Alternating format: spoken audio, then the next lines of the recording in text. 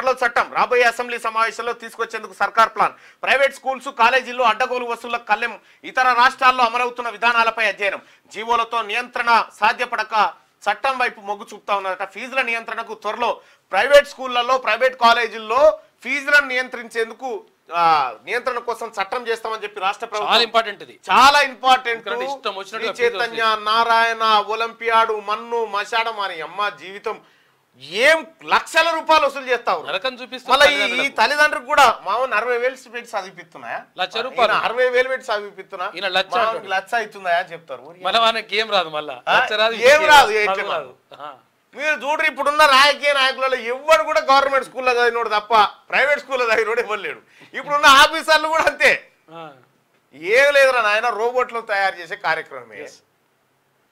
ప్రభుత్వ స్కూళ్లను బాగు చేసుకోవాలి. ప్రభుత్వ స్కూల్లో అద్భుతమైన చదువు ఉంటుంది. ప్రభుత్వ పాఠశాలలు గొప్పగా ఉంటాయి.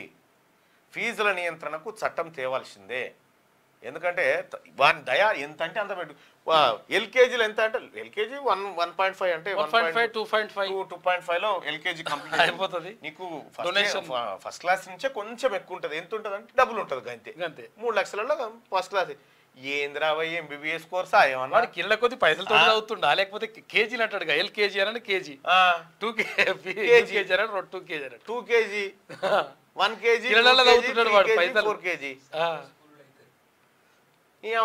అప్పుడు చిన్నప్పుడు చదువుకునేటప్పుడు ఇప్పుడు కేజీలు కానీ ఈ అమ్మ ఇటు దిక్కు సైన్స్ అదే బుక్ లో ఇటు దిక్కు మ్యాచ్ చేసుకోవచ్చు. ఒకటి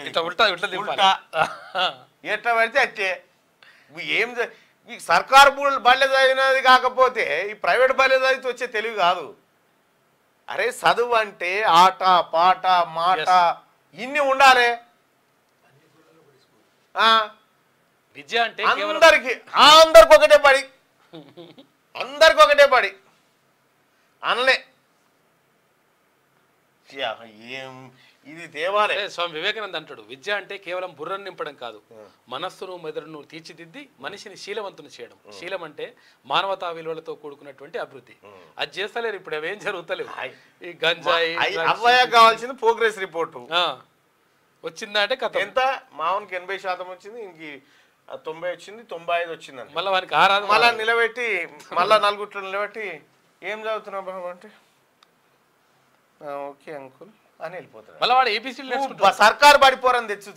ఏంది నా ఇష్టం చదివితే చదువుతా లేకపోతే లేదు అంటే వాళ్ళు కాన్ఫిడెంట్ ఒక ధైర్యం. అమ్మ సర్కారు పడిపోరని చూస్తే సంతృప్తి అనిపిస్తూ ఉంటుంది. మొన్న పొన్నం ప్రభాకర్ గారు ఎక్కడో హుస్నాబాద్ కాడ ఆడంగా పోతుంటే బడిపోరగాలని చూసి ఆపిండు. ఏం సంగతి అంటే వాడు ఇట్లా పెట్టుకొని మాట్లాడుతున్నాడు. మైత్రి మైత్రి ఉంటే పెట్టుకొని మాట్లాడుతున్నాడు. పోరు శబాసిరా ఇట్లుండాలి బిడ్డ, నువ్వు గట్టిగా తందరుస్తుండాలి బిడ్డ అని చెప్పి ఆయన చెప్తా ఉండు. అంటే పిల్లలకు చదువు అనేది గుర్తుపెట్టుకోరి.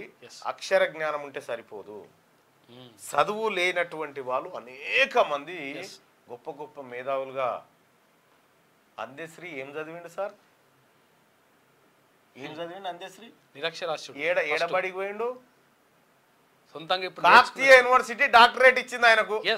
ఆయన స్కూల్ పోలే, ఏ స్కూల్ బడికి పోలే, సొంతంగా నేర్చుకున్నాడు. అది 90% మార్కులు వచ్చినోడు జీతానికి పనికి వస్తాడు, జీవితానికి పనికిరాడు. అందుకోసమే పిల్లలకు కూడా కొంత స్వేచ్ఛ ఇయ్యరి. ఎందుకంటే వాడు చేసే తప్పని ఎట్లా తెలవాలి, చేస్తే కదా తెలిసేది. ఎట్లా తయారవుతుందంటే ఇప్పుడు వాడు అట్లా నేర్పిస్తున్నారు. ఎట్లా తయారవుతుందంటే మీ నాయన పేరు ఏం పేరు అంటే ఏ యాదయ్య, బి మల్లయ్య, సి పుల్లయ్య ఇట్లా కానీ సి కరెక్ట్ ఆన్సర్ అంటుండే. కానీ వాడు మా నాయన పేరు అట్లుండే పరిస్థితి.